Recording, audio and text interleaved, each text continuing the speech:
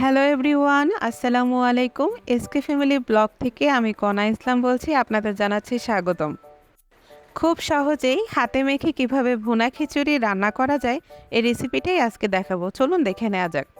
প্রথমে এখানে আমি 3 কাপ চাল নিয়েছি, মসুরির ডাল নিয়েছি 2 কাপ। আমি 10 মিনিট আগে ভিজিয়ে রেখেছিলাম।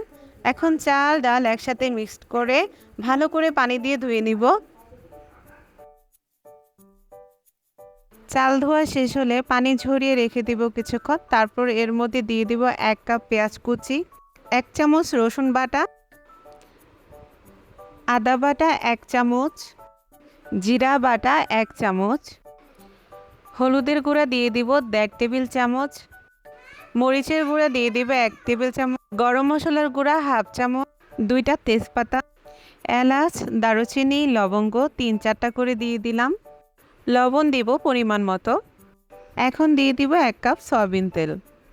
সবগুলো উপকরণ দেওয়া শেষ হয়ে গেলে ভালো করে মেখে নিব। চালগুলো ভালো করে মাখা হয়ে গেলে ডিশটা চুলায় বসিয়ে মিডিয়াম আঁচে 4 থেকে 5 মিনিট ভেজে নেব।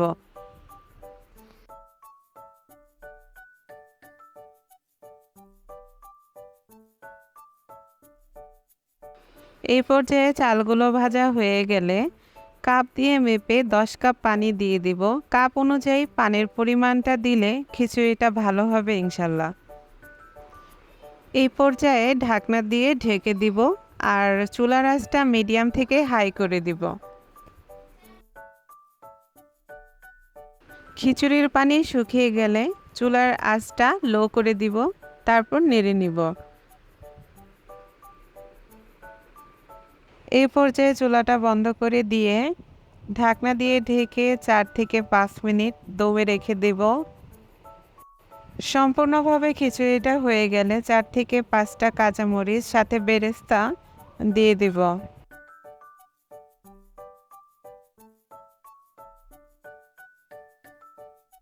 খিচুড়িটা ভালোভাবে ঝরঝরা হওয়ার জন্য আমি আর কিছুক্ষণ দমে রেখে দিব। ব্যাস হয়ে গেল আমাদের হাতে মাখা ভুনা খিচুড়ি।